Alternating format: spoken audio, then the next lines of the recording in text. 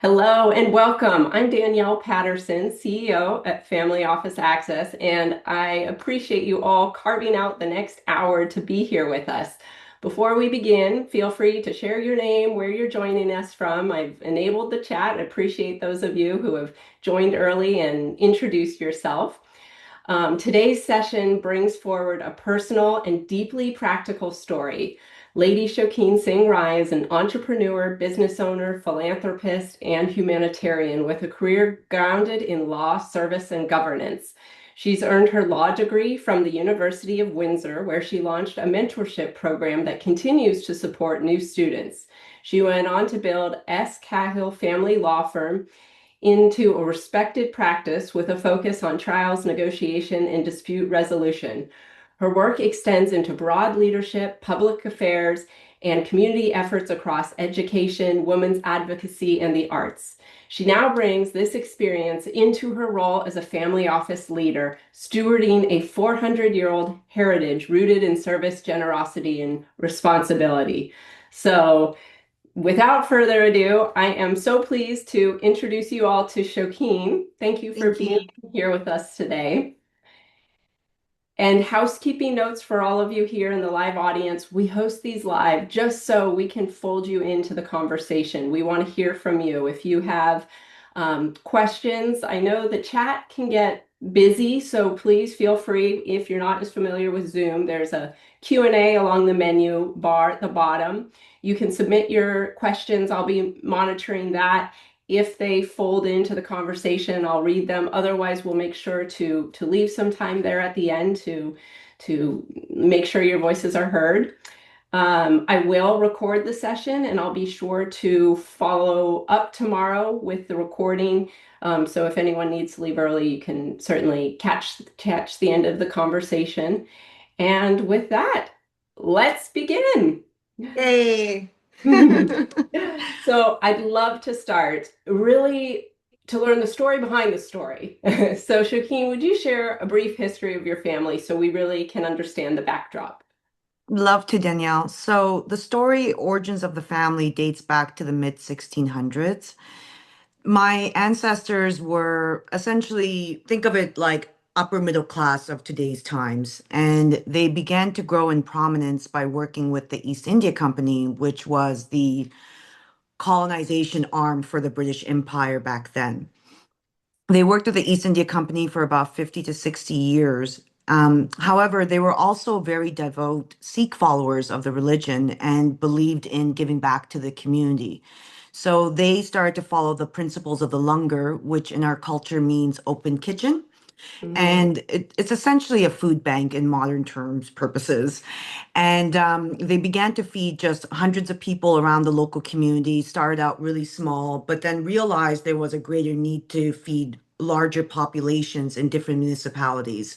So they began on their own money, basically feeding tens of thousands of people over the spans of, decades.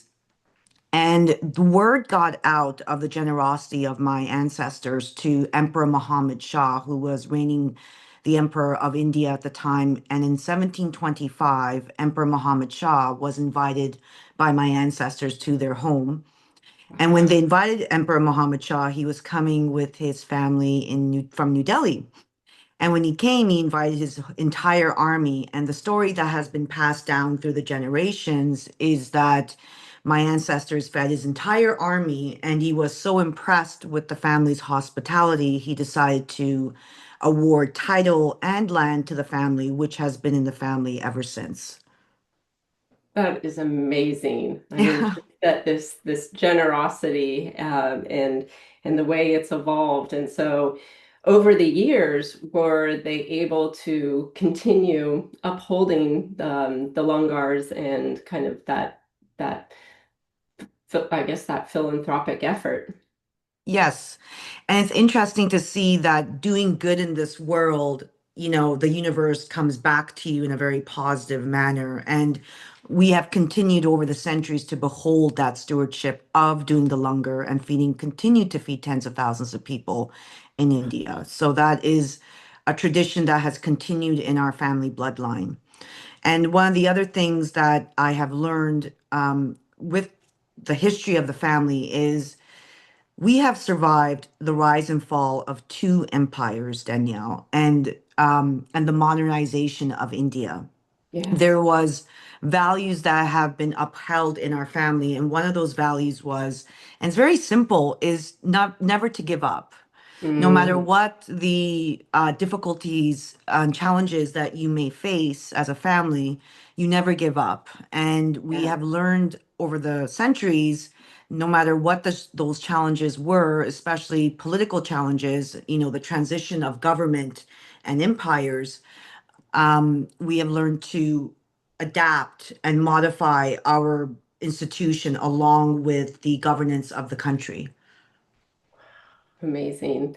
Well, tell us a little bit, this family history dates back so many generations. Let's bring us forward to the more immediate. Can you tell us about your father and your upbringing? And I mean, we now know that you're in Los Angeles, so help walk us through the more current generations and what that looks like in your family. Sure. And I'm so pleased to be talking about this because we never get the opportunity to have a more personal dialogue. And I'm very excited to share some of the more intimate details about our family's struggles as well, because I do speeches and in conferences that talk about generational wealth and its seasons. So we have time of prosperity, but there's also downtimes and those difficult challenges. And I talk greatly about how do you survive those challenging times. My story is a cautionary tale for those who are going into third, fourth, fifth generational wealth. So fair warning, this is a little bit dark story going on, but so I do apologize. So the family was doing very well up until 1987. In 1987, my family was attacked for its land, and we had to actually flee for our safety. So when we fled, we were cut off, and then that's why I was living in Canada. My father, for our protection, took us to Canada. When we fled, we were cut up from all our resources. And when we Wow. were cut off from our resources, we were in dire poverty. And then when I say that, I mean we were living on $500 a month to survive. And I recall being homeless actually as a child and living through that trauma and seeing poverty in its worst circumstances. Um, but my father, with that value of never giving up, began to go back to India and reestablish the operations in the 90s and continue to do those operations. However, we were a very private and secluded family, and my father always wanted to protect us. Hmm. So his belief and purpose at the time in the 90s and early 2000s was to protect us from knowing what was going on in the business, especially after 1987 attack, which was fantastic because we got to live our lives in Canada, but which I'll talk in the later in this podcast, it also became our detriment. So I began to live my life in Canada. As you mentioned, I became a trial attorney. I got full scholarships to university. I couldn't afford university, so I had to get the scholarships. I then had full scholarships in law school and started my law firm. My brother also started his law firm and became a lawyer and a real estate investor in Canada. So we had our own life, say, and Yeah. we didn't really mingle in the family's business.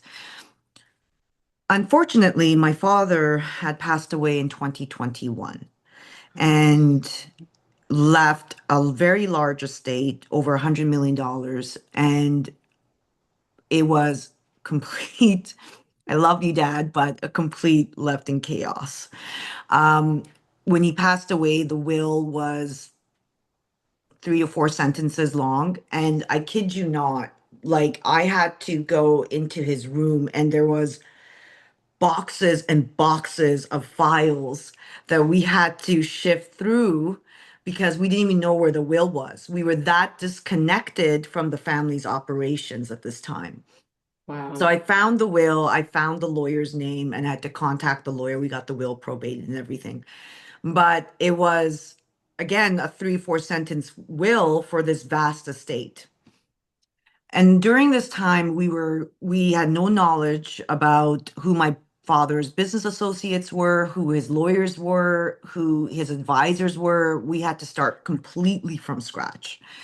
Wow. And during this time, we were grieving, of course, our father, Absolutely. and we're not prepared. Right. And we got notice that there was a title dispute being challenged. So let me go a little bit back and explain how the title operates. So Yeah. when you're bestowed title in the Commonwealth system, you get bestowed land. The title and land is intertwined. If you Hmm. don't have title, you do not have the land. So the title challenge came to my brother because the custom of the institution under the Royalty Act allowed the eldest male heir to get the title of the next succession. So ultimately, it would go to my brother naturally. Right. However, there were people that were disputing my brother's title. And how do I even explain this? If we didn't receive notice, we would have lost the title. Can you believe that? And I mean, yeah, it was very stressful. And again, we had no connections to India. And we were found out that the next court date was 3 weeks away. And the judge was saying final opportunity for, Ripon saying my brother to reply to this title claim. And everything was crashing, Danielle. Like when my father passed away, it was during COVID.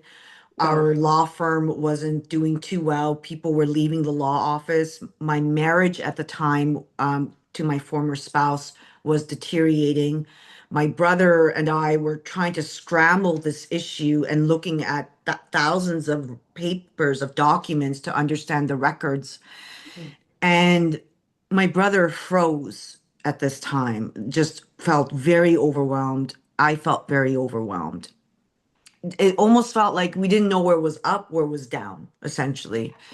yeah. And I remember this very clearly. It's in my memory. We were at the office and late at night, and my brother was very, very stressed and depressed and didn't know what to do. And he looked at me and he said, Shakeen, do something. Do something.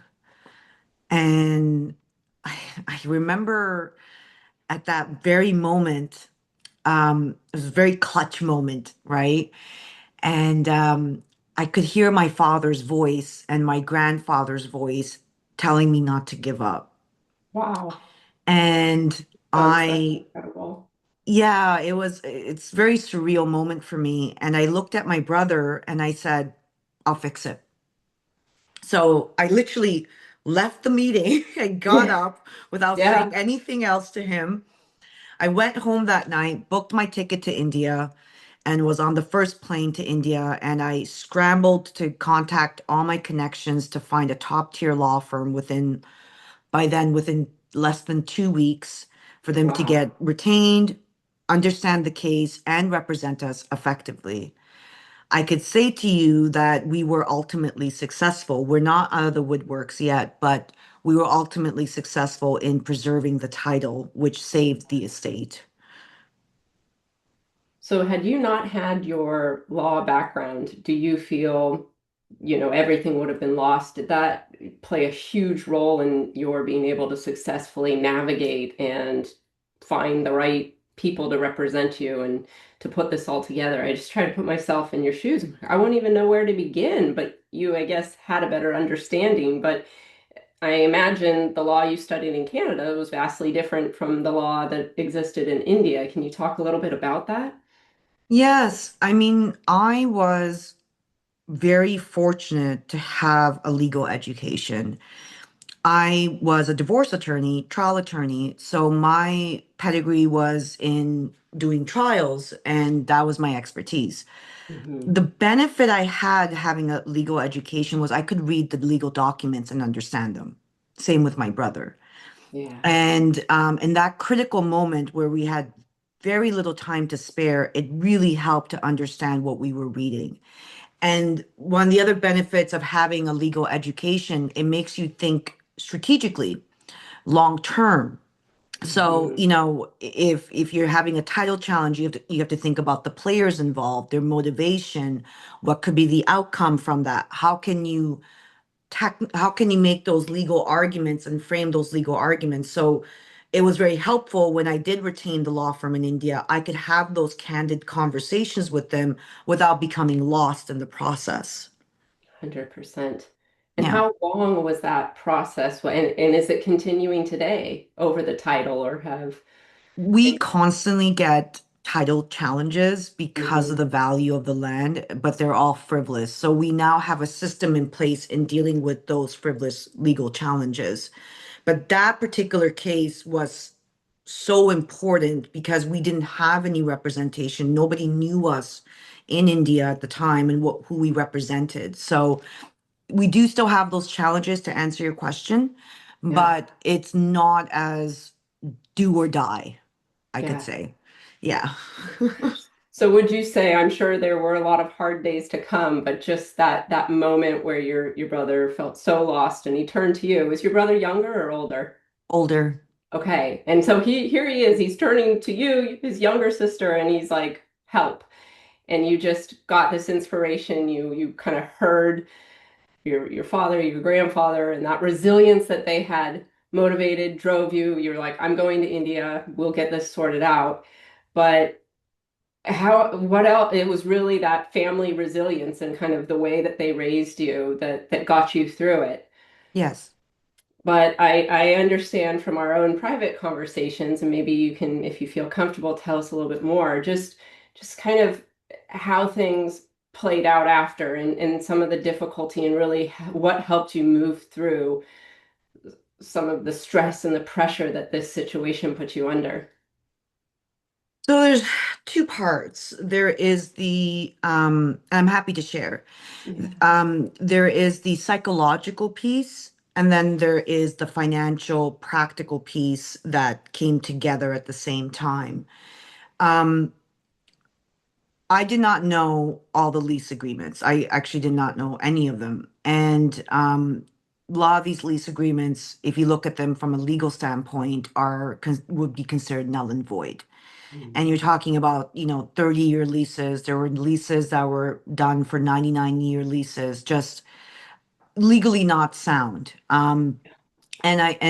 And I understand now, looking back, the documents that I read, why my father did what he did and why he was drafting these documents how they were drafted with his Mhm. lawyers.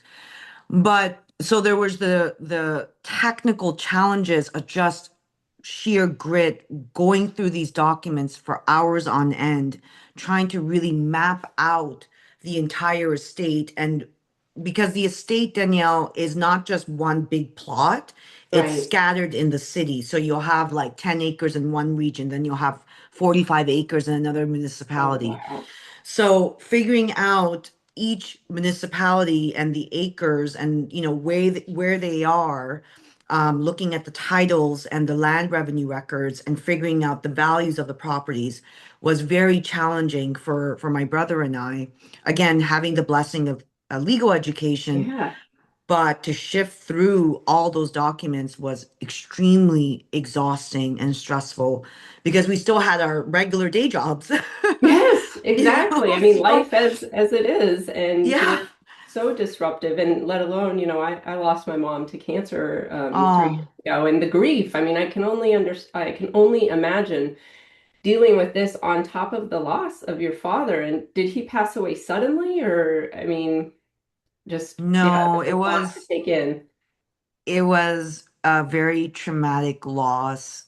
He went into the hospital to deal with a pancreatitis issue that started as that. And then he fell into unconsciousness. And I'll tell you this very, very private story. My When my father was this is during COVID in Yeah, Canada, and they were doing this policy that if you didn't have COVID, they would not give right. you the ICU beds. So they Oh, were trickling people down into a lower stream of healthcare, yeah. just to give room for people who actually were suffering from COVID.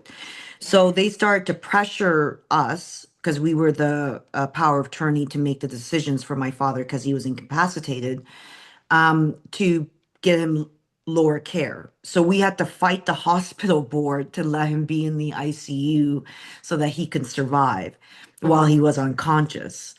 And I remember one of the other policies was they only allowed one visitor twice a week. Oh So my my brother gosh. was visiting my father, and he came to me and said, Dad's not waking up. Um, and I was very close to my father. I was daddy's girl, essentially. So, you know, Yes. I said, you know what, why don't I try to visit him? So I got permission from the hospital to visit my father, and my father was very religious, devout Christian. So I brought the Bible with me, and I read a passage from the Corinthians, and I told him I loved him. And I kid you not, by sheer miracle, the next day I got a call from the hospital telling me that he had woken up. Wow. Yeah. And he started to get better. Unfortunately, because of the pressure of the policy, they had put him back, they put him down, and we thought he was getting better, so we didn't fight them on that. Yeah. But he then suffered a cardiac arrest, and he died for 25 seconds, and then he came back to life. So he then was in the ICU. He continued, he was unconscious at that point, and we had a Zoom call, and we told him we loved him. And when we told him we loved him, he passed away. So it was a 1 month ordeal on how he passed away. And and people don't talk about this, but when you're in a family office or family business and you're dealing with generational wealth, there could be internal struggles within the family. And we had that with our father. And I could say I'm very privileged and blessed that I was able to spend almost a month with him and asking for forgiveness and asking that we redeem our relationship, which a lot of people don't get to do when their parent passes away. No. So I was very fortunate that that happened. Coming back to some of the practical problems we were facing, Yeah.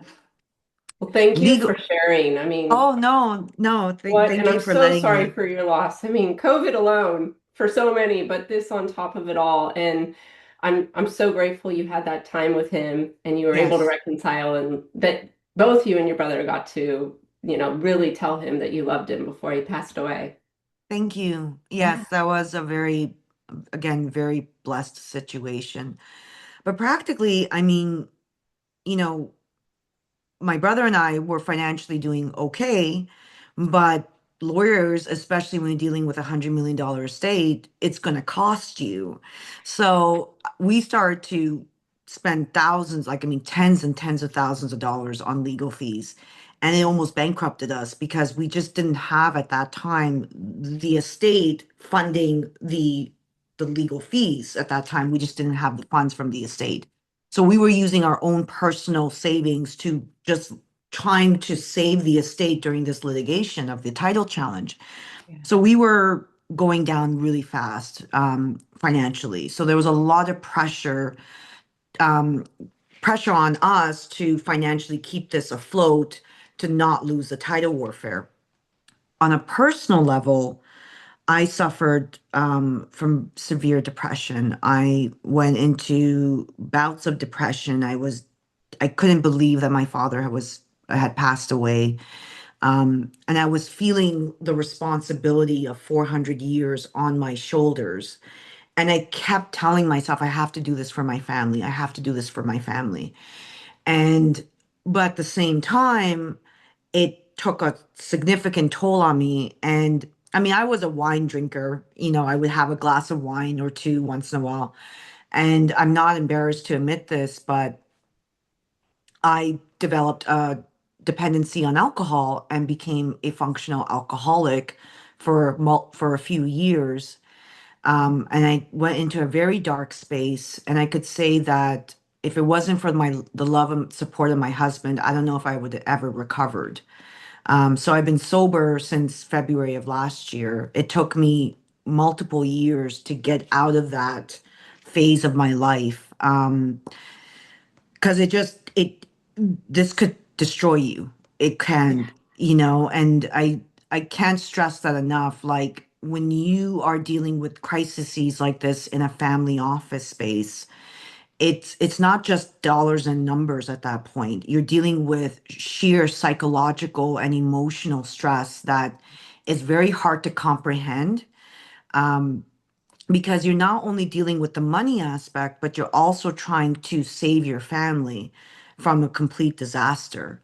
And being next gen, and this is where the detriment came in, I had no knowledge about the business operations. I was learning at the same time trying to save the estate.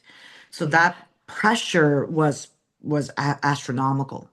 Oh my gosh. Well, thank you for sharing so others really can think about all of this in context and how you got through it. I mean, it took you time. And again, that grit, that Yes. resilience. Did you, for anyone who finds themselves in a similar, that slippery slope of turning to substance, do you have any feedback or suggestions for people on what they can do to help get out of that situation?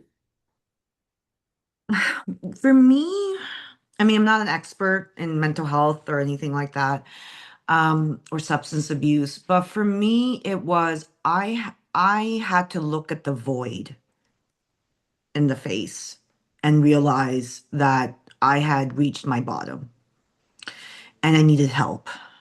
Yeah, And asking for help is one of the biggest steps you can do because then you recognize that there's a problem within you that you need to resolve that is actually becoming a destructive force in your life. It's not a crutch anymore.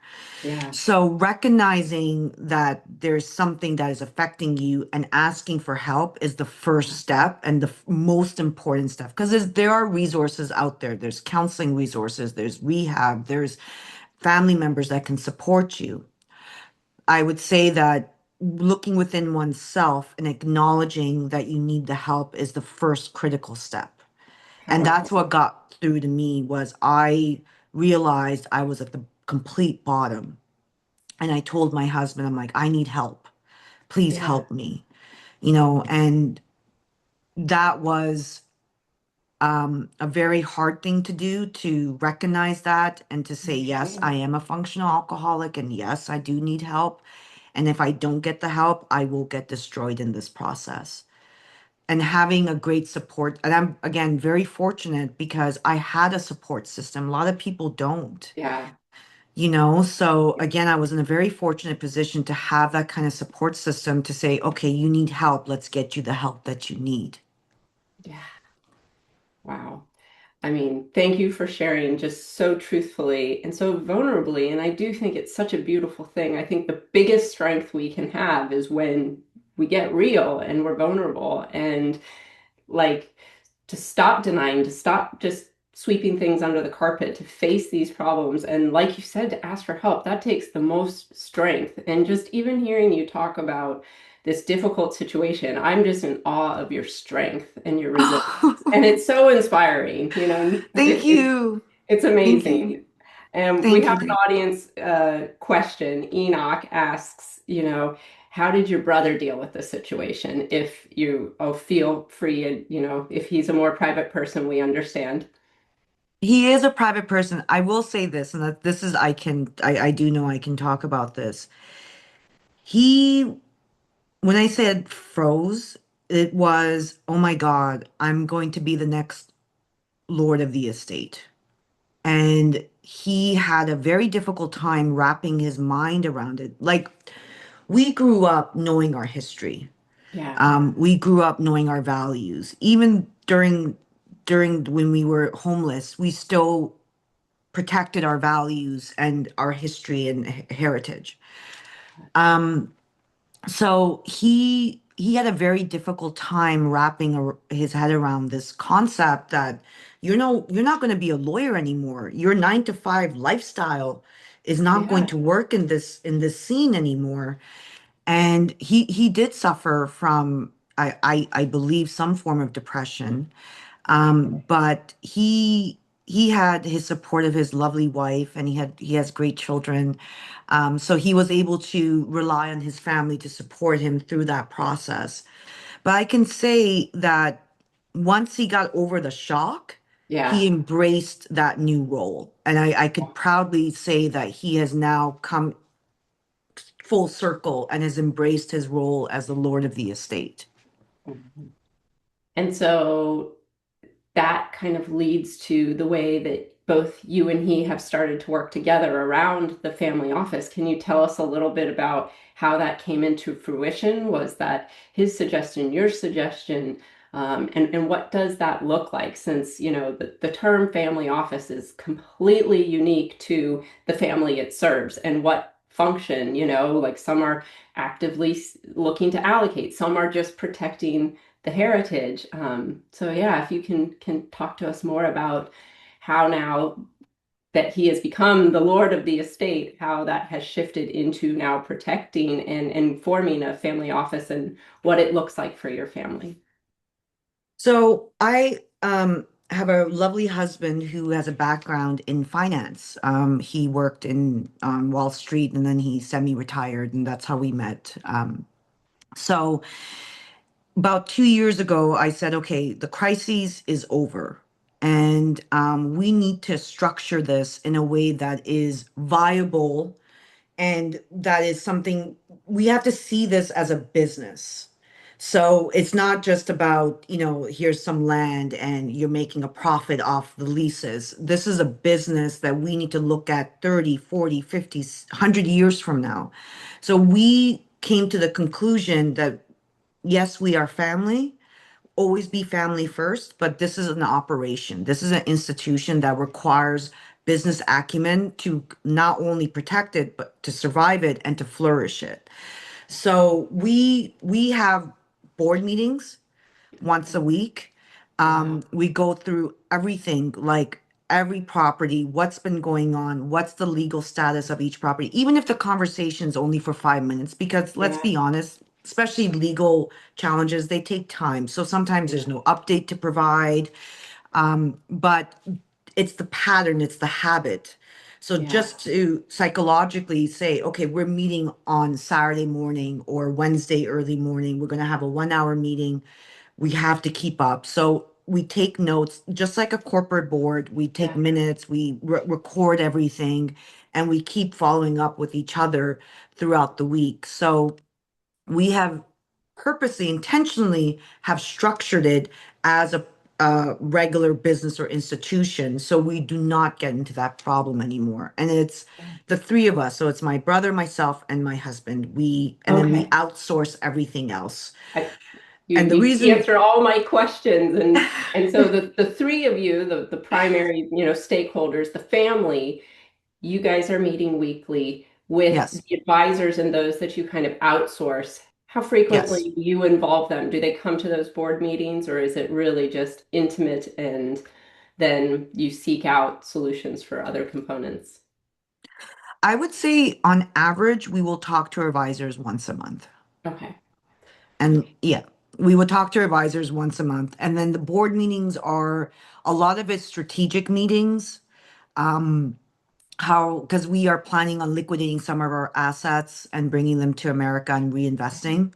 Yeah. So, some strategic conversations. So, but it's really about habit building, Yeah. building that habit of continue, being accountable to each other. So even if I spoke to him about, one particular plot that we're working on right now, we're trying to get potential developers to build, it's a 12-acre plot to build high-rise luxury condominiums on. Even though we've already discussed it, I keep bringing it up to him. I'm Yeah. like, okay, I have spoken to so and so about this. Would you like to meet them? Or Right. what do you think strategically, what the price value should be?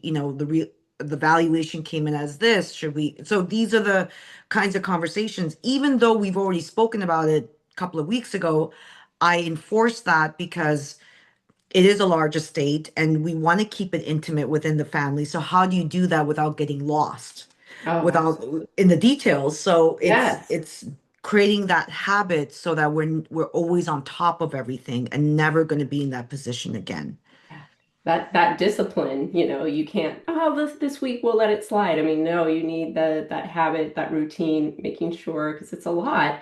And it sounds like Yes. the three of you each have your own busy lives. And I'm curious, I imagine there may be fluidity to your roles and each uses their strengths, but is there formal structure around like what roles you each play, or is it really just kind of fluid and as you have specific skills and strengths, you'll step in as needed? It's a mixture of both. Hmm. So, my husband deals with the finances, which is Yes. great because I don't have a background in finance. My brother's the final decision maker. So we always have to get his blessing at the end. He Yes. has to say yay or nay to any decision we are discussing. I provide him obviously a legal background. So I'm more looking at the leases. I talk to the lawyers regularly, but I also provide counsel advice to my brother. So I do not provide legal advice, but I provide him advice just in general, and then he makes those decisions. So there is structure to it, but it's fluid because my brother also has a legal background, so he brings his own interpretation of certain Yes. situations. So it's there is structure, but we also kind of work together in a fluid way because we have to respect each other's roles, but also respect the fact that we bring in so many different strengths and weaknesses that we want to kind of utilize all of it if we can. That's a beautiful collaboration, and you're blessed to have that and to get along so well. Now, I've got a lot of people who this has really struck a chord with. So there's about three open questions, all considering this. So Anna Annette, thank you for being here. She's one of our regulars. She asked, what is the most challenging for you in operating a business in terms of personal dynamics within the three of you and with the advisors? And you spoke to that just a bit, but if you have anything more to add to Anna's question. I think sometimes long-term strategy we differ sometimes on how do we see the property in the next 100 years?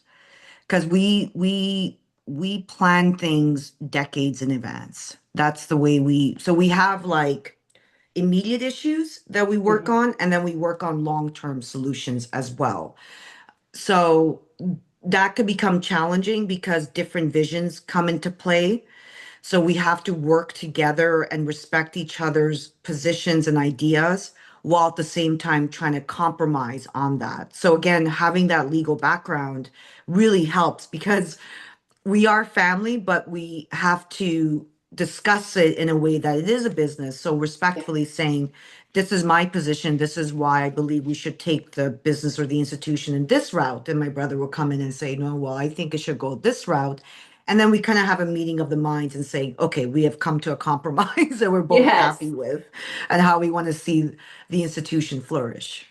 But it can be So, challenging oh, because it's family, yes. so sometimes I just want to talk about my niece and nephew and I want to know what's going on with them and how they're doing, but we have to deal with the business and there's sometimes no time to talk about the personal side, so And that can be very challenging at times because I do love my family and I love my brother and my niece and nephew and my sister-in-law, so that could be very challenging to balance out because when you make it so formal as an institution like that, you tend to forget, hey, you're my older brother, and I'm your kid sister at the end of the day. yes, So I was going to ask you the same kind of how you balance that personal versus business in a world where, there's so much demand and so little time. And Kate Wilkes, she's one of our great members and she's also one of our regulars. She asked, well, first she said, beautiful example of strength and grace, but she was curious how your relationship with your brother has evolved on a personal level through the challenges and changes. And then you've beautifully kind of explored that, but then also is asking for guidance for other families in working through this type of adversity. Ooh, everyone's different. So, okay, let me make sure I understand this so I can answer it so correctly. The challenges within dealing with the personal dynamics in the Yeah, family I office. think and how that's kind of changed as you and your brother now have moved into this new professional working relationship, how the personal has evolved. It's interesting because um, I was very fortunate that even though I was the kid in the family, that I was always treated as an equal partner in my family dynamics. And what I mean by that is before my dad decided to completely separate us from the family operations, I mean, he would talk to, I was a kid, like I was Yeah, a really young kid. yeah, And he would tell me all the stories and he would tell me the lease agreements and he would describe them to me and tell me the yeah, players that were involved. yeah. And my brother, same thing, like I was an equal in the process within the family. So when we started to shift into this new role, it wasn't as difficult because I already was an equal power player within the family dynamic. So we didn't really have much of a shift in our personal dynamic. It just became more structured, if that, I don't know if that makes No, sense, I but it's kind admire of the like, dynamic of yeah, equality that your father created for you. I think that's beautiful. And like you said, every family is different. And unfortunately, that's probably not the reality for most. So I love yeah. for you just how empowered, and maybe it's why you're such an amazing, strong leader. Um, and so, yeah, I guess each family really has to evaluate that situation and those dynamics based on their upbringing and the culture within the unique family. Yes. Yeah. Yes, and I would say that the women in the family office scene, we don't get as much credit sometimes. We are a very powerful force, and as you know, Danielle, wealth is being transferred in the next 20 to 30 years. Women are going to be the inheritors of wealth. Yeah. So, sometimes when I speak, I talk about the women in the family office scene. Again, I was very fortunate the way I Right. was raised and the way my family deals with me. But there are women out there that are very secluded from the family office business and don't get those skill sets that are required if your husband passes away and you receive this large estate, or your father passes or mother passes away.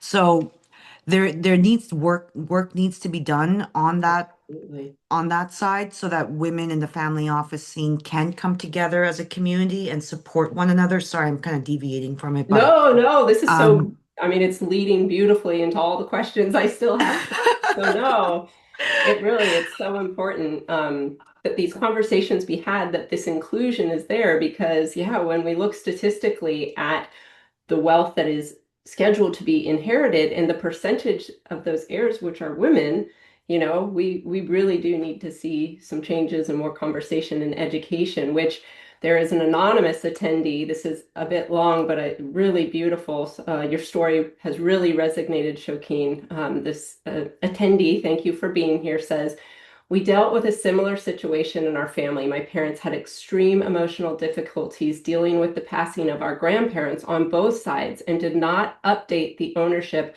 of tens of millions of dollars of assets. None of this was discovered until our mother passed away.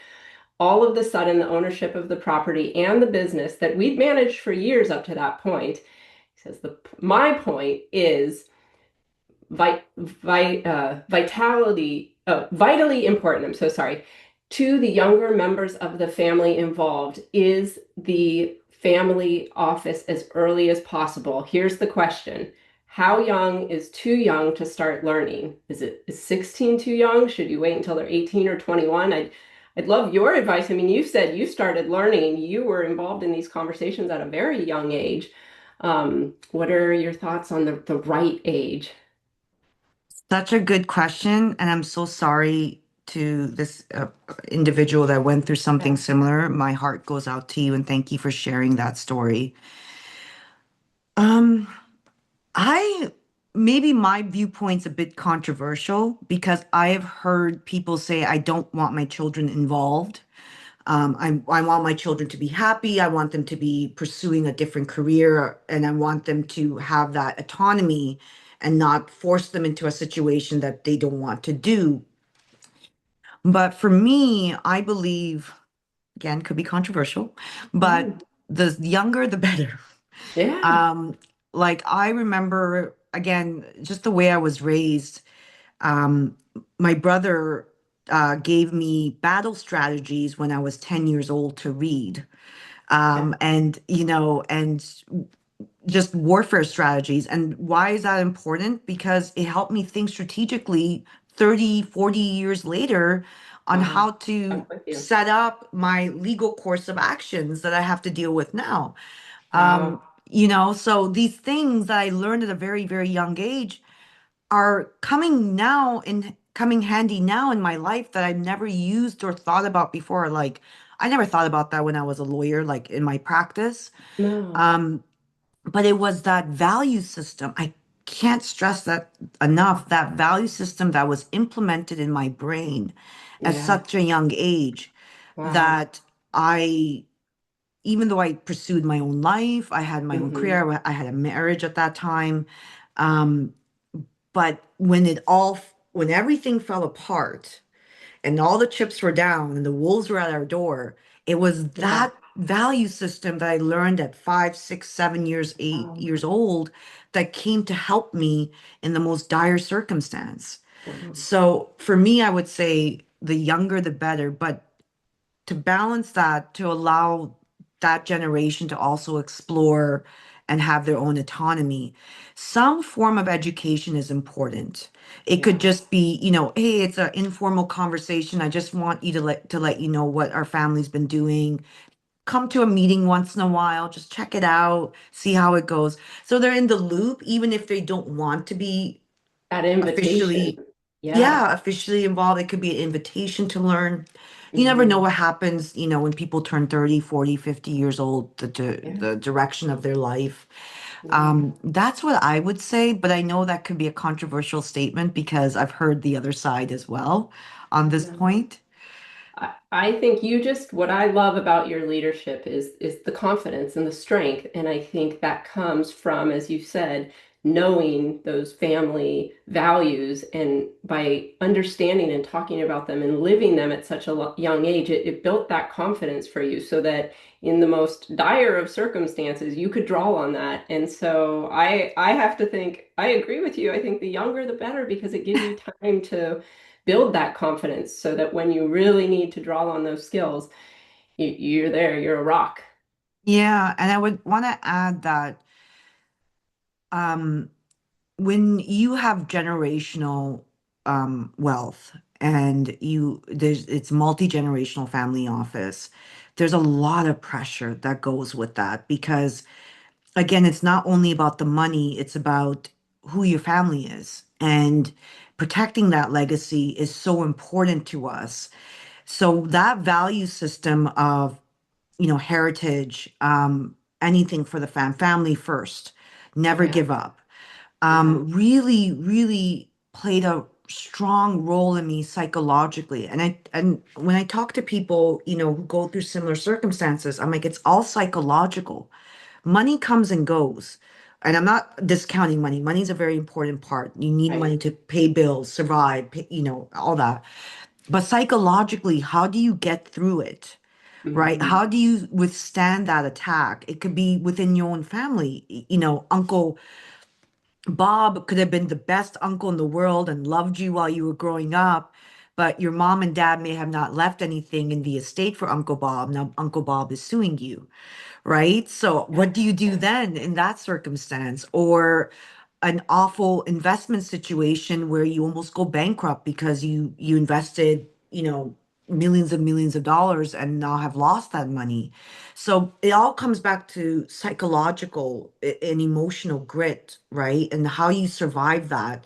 Because you can survive a crisis, but what does it do to you as a person?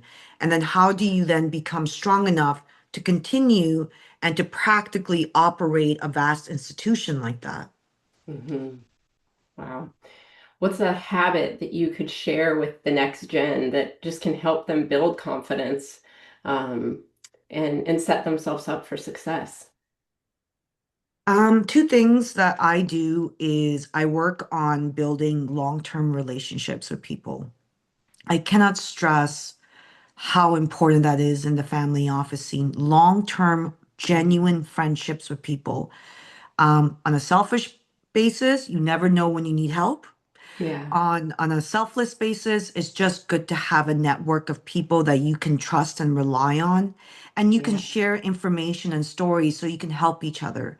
So I'm very big on meeting people, building relationships, potentially doing business together, but also having a network of friends I can always call and say, "Hey, I'm really stressed about this project for this reason. What do you think?" Um, Yes. I really believe in that. The other thing is health. So eating Mm. right, working out. My trainer kicks my butt every week, couple Yeah. of times a week, right? So I mean, Good for you. I go for long walks in the Yeah. morning. I wake up at 4:30 in the morning to because it's India time, so I have to when I'm talking to our advisors or lawyers, I always have to be up really early because of the time difference. But Yeah. it allows me to wake up really early, go to the gym, get all my emails sorted out. So it's very structured that way. Yeah. So having a clear mind and a good body health wise, Yeah. I would recommend as well because if you don't have your health, you can't function doing this. Yeah, Diana puts in the chat, health equals wealth, and it's true. And I like that you're able to get that jump start on the day and prioritize that because, yeah, I'm sure just the endorphins, everything sets you up to be that much stronger. And Yeah. I love what you say about building a network and how that really will help you when you need advice or when you want to down the line, co-invest. And so this leads into wonderfully a little bit about how now, you've moved from Canada, you're now in Los Angeles. Can you share with us your thoughts about the Family Office Roundtable and where you are with that Oh, and kind of what inspired this idea? I know it's still early in the stages, but yeah, I'm excited to share with everyone what you're oh, thinking okay. Thank about. you. Yeah. Thank you for sharing that. So, I don't want to sound arrogant, but it can become lonely at the top. um, Especially being a female in the family office scene, it becomes very isolating very, very quickly. And and I still go to a lot of conferences, and I found at a lot of these conferences, I was being pitched at. And I respect people who are doing their business there. So kudos to them, good for you for doing that. But I wasn't there for that. I Yeah. was there to meet people, like-minded people, people from the family office scene. And I started to become frustrated because I'm like, I feel used a lot of the times going to this. Right. And I wanted to build a community where we can come together in an intimate setting where we talk about philanthropy, impact investing, our potential business portfolios in a very confidential setting where we can really get to know each other and talk about our professional and personal growth. So this is it's an exclusive club. It's invite only. We interview informally every potential member that comes along because the value of the club is the quality of the peers.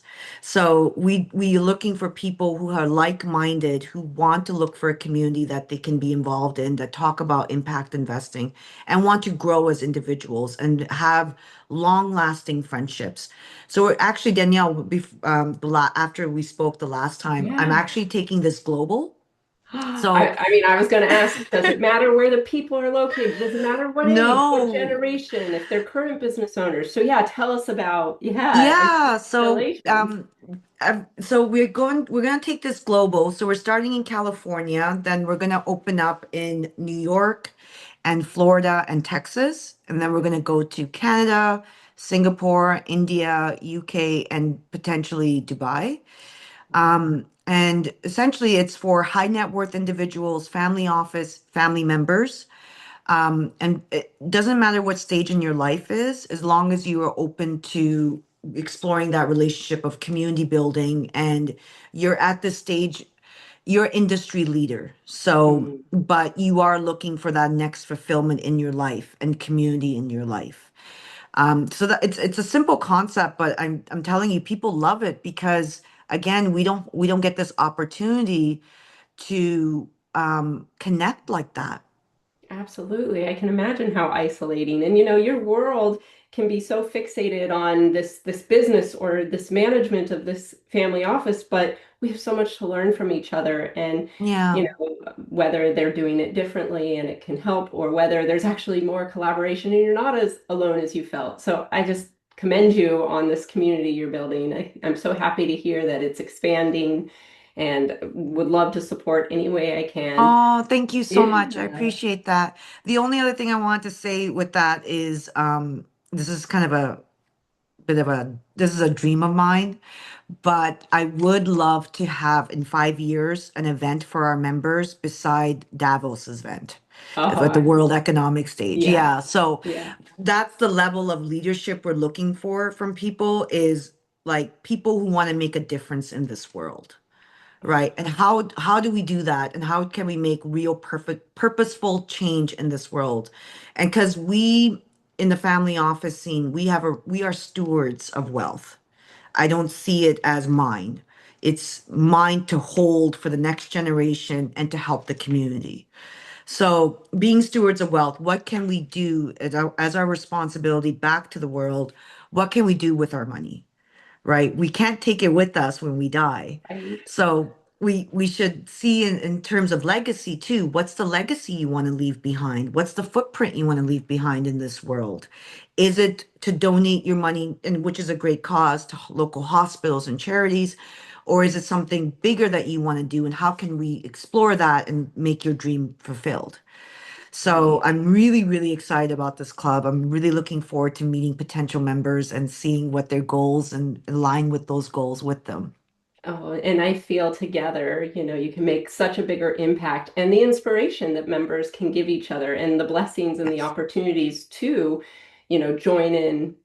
And I know on a personal level, coming from such an amazing family with such deep roots in generosity, I know that you are an incredibly generous leader and that you have a lot of passion supporting women and children and the arts. Can you speak to us about, yeah, your legacy and the things that you're most passionate about in terms of, your own personal focus? Ooh, so aside from the roundtable Yes. and the family office work that I do, In all your um, spare time. um, I'm actually putting together I just started this like a couple of weeks ago. I want to build a global platform using AI to help survivors of sexual violence. Oh, wow. So, so I want to using AI. I want to create an app that helps victims of sexual violence, or sorry, survivors of sexual violence get instantaneous help to service providers, especially in very remote regions of the world where there's no infrastructure and Mhm. medical centers and police stations to help them.